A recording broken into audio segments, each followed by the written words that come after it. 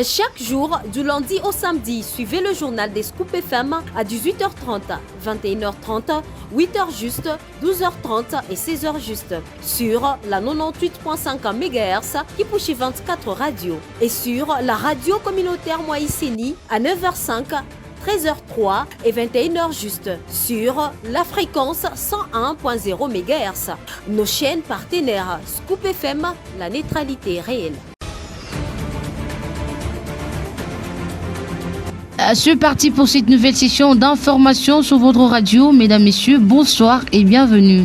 À la une de l'actualité, ceux qui pensent trouver des solutions par la voie militaire ont tort, a déclaré Volker Turk, haut commissaire des Nations Unies aux droits de l'homme, lors de l'ouverture de la session extraordinaire du Conseil des droits de l'homme, c'est vendredi 7 février 2023.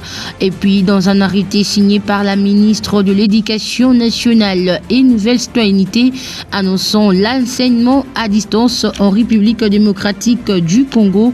Ceci vient renforcer la résilience du système éducatif.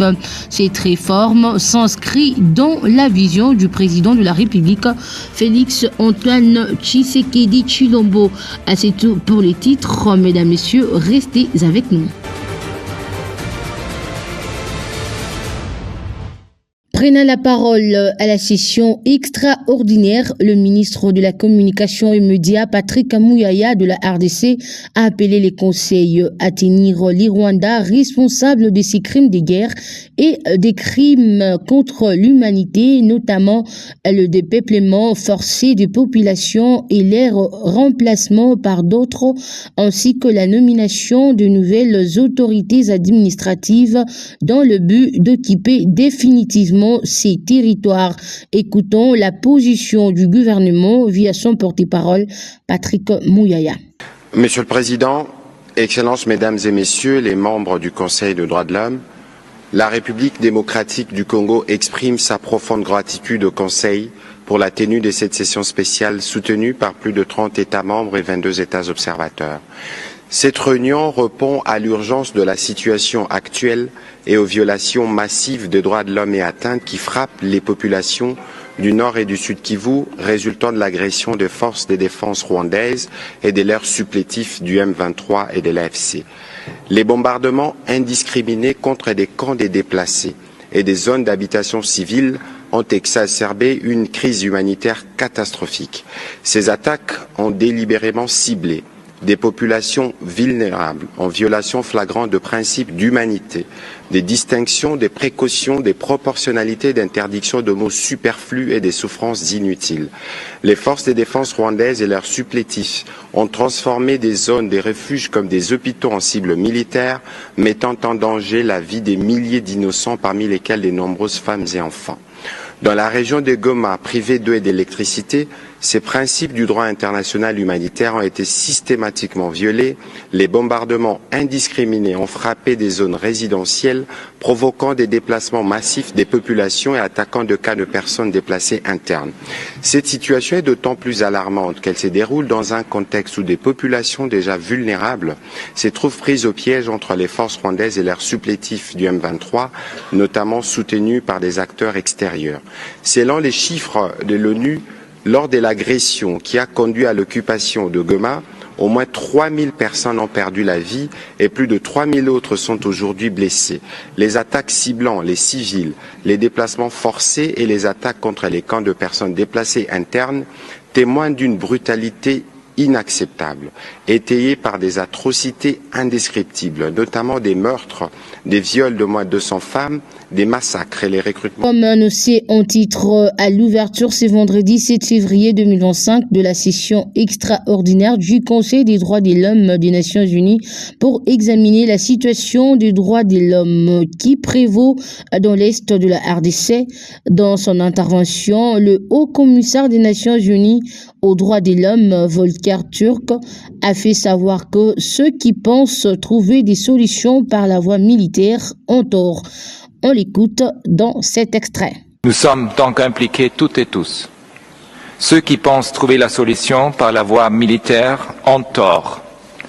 Un conflit encore plus profond et large aurait des conséquences dévastatrices sur les civils. J'appelle toutes les parties à déposer leurs armes et de reprendre le dialogue dans le cadre du processus de Luanda et de Nairobi. J'espère aussi que lors de la réunion à Dar es Salaam, aujourd'hui, il y aura des résultats concrets. Il faut veiller à ce que la participation substantielle des femmes dans ce processus soit assurée. Entre-temps, toutes les parties au conflit doivent respecter les droits humains et le droit international humanitaire. Le M23, les forces rwandaises et tous les acteurs qui le soutiennent doivent faciliter le passage de l'aide humanitaire. Il faut rouvrir l'espace aérien et les voies terrestres et lacustres pour établir un corridor humanitaire et garantir la sécurité des acteurs humanitaires. Dans de telles circonstances, il est crucial d'établir les faits et de traduire les auteurs de violations en justice. Il est donc nécessaire d'ouvrir une enquête indépendante et impartiale sur les violations et les abus aux droits humains et les violations du droit international humanitaire commises par toutes les parties.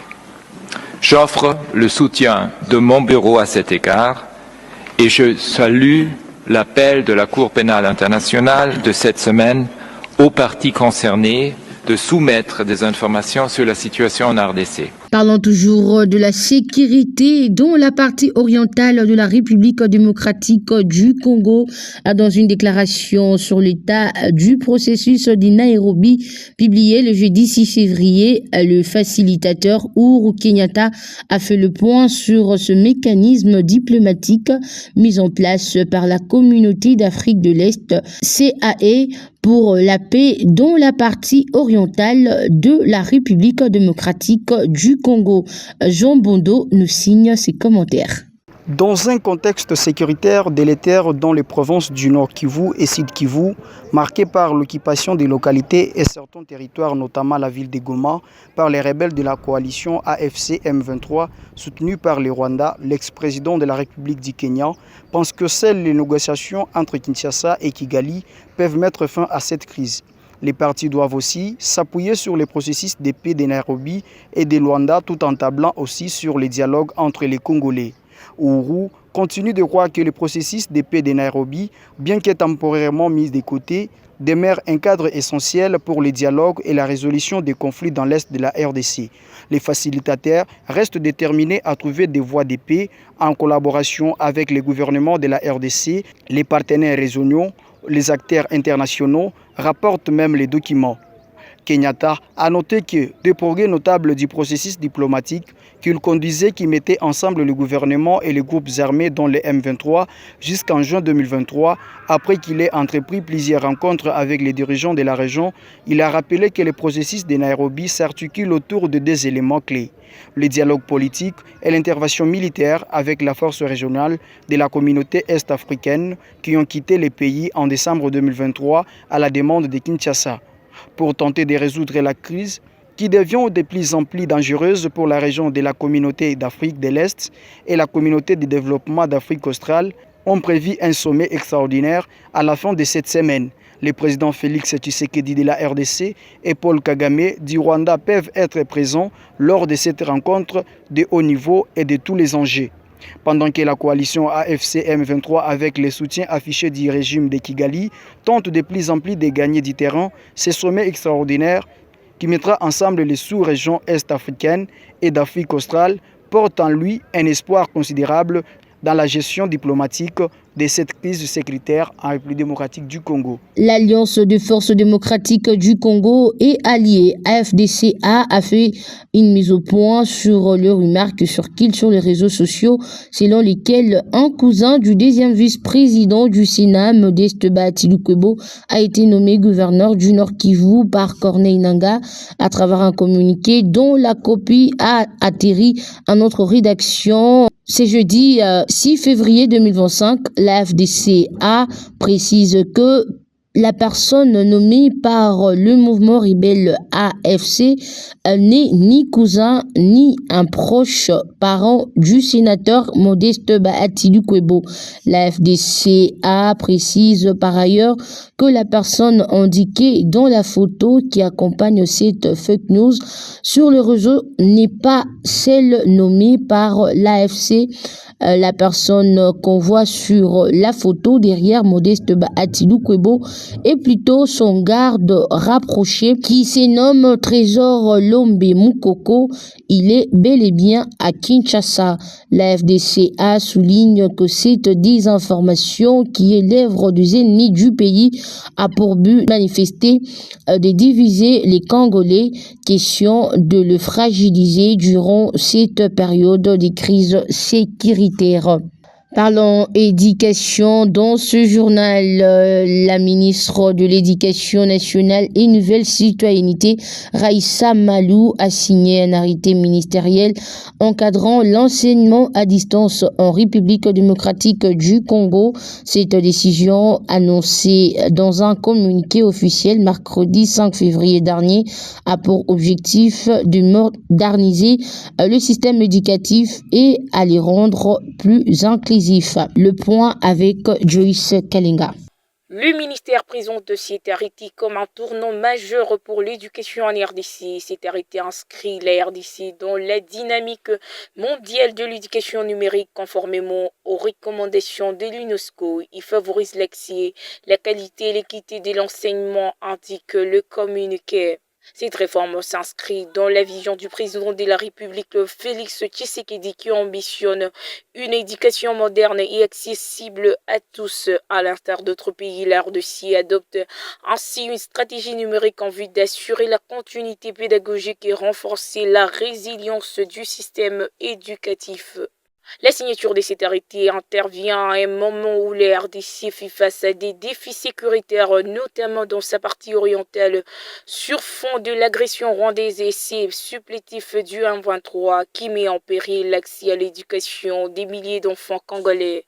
Il garantit l'éducation des enfants congolais ne soit plus suspendue en raison de l'insécurité ou de déplacement des populations, souligne le ministère.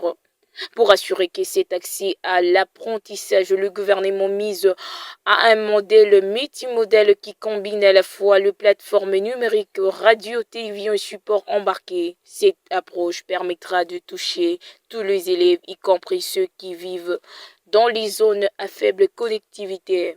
C'est un pas essentiel vers l'équité éducative et la réduction des inégalités territoriales, insiste le communiqué, rappelant que cette initiative renforce la résilience du système éducatif congolais face aux crises. Notons que les équipes du ministère sont déjà à pied d'œuvre pour organiser la mise en application de cet arrêté. Nous travaillons activement à l'élaboration des dispositions pratiques nécessaires pour assurer une mise en œuvre effective de cette réforme en concertant avec toutes les parties prenantes, précise le ministère. Après plusieurs mois d'enquête annoncée par le procureur de la Cour pénale internationale sur les crimes commis en République démocratique du Congo par les rebelles du M23 soutenus par le Rwanda, en revanche, le procureur s'intéressait aux rebelles M23 et à l'AFC de Corneille Nangaa. Du procureur de la Cour pénale internationale a lancé un appel à témoins face à l'urgence de la situation à Goma et dans la région du Nord Kivu, et il a précisé que depuis plusieurs mois, il avait activé une enquête sur les crimes qui auraient été commis au Nord Kivu, dans cette région de l'Est de la République démocratique du Congo depuis janvier 2022. Alors, secret de l'instruction oblige, le procureur n'a pas voulu préciser quelles étaient les cibles de ces investigations. Il a en revanche indiqué qu'il s'intéressait particulièrement aux crimes qui auraient pu être commis par deux grands groupes, les forces armées congolaises et le M23, vous savez, la milice qui est soutenue par le Rwanda. Le procureur a aussi précisé qu'il enquêtait sur toutes les personnes qui pouvaient commettre des crimes, quelle que soit leur affiliation ou leur nationalité.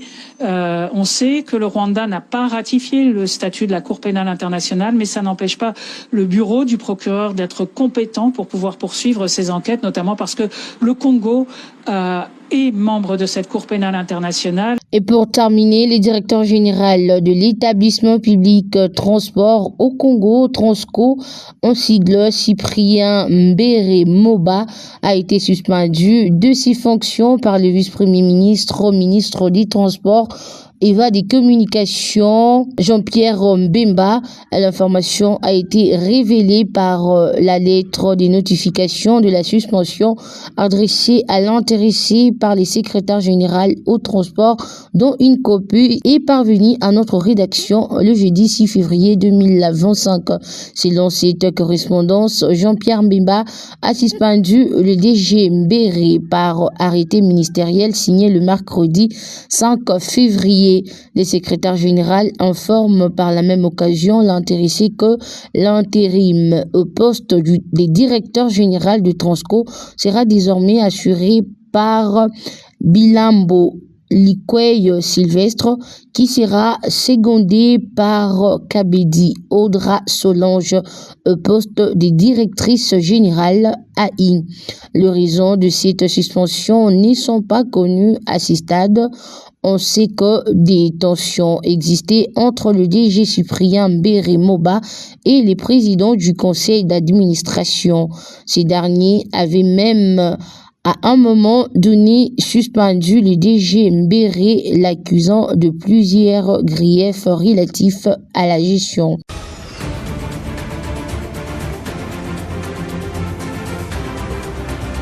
Et voilà, mesdames, messieurs, ça sera tout pour cette édition du journal mise en onde par Marcel Moba, présenté par Nadège Kaboulé sous la supervision générale de Christian Mouchampa. D'ici et là, portez-vous bien. Au revoir.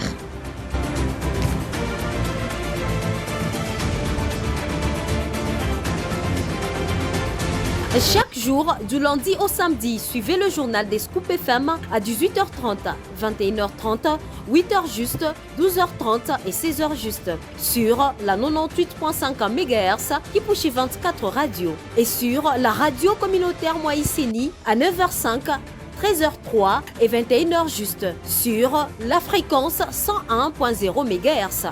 Nos chaînes partenaires Scoop FM, la neutralité réelle.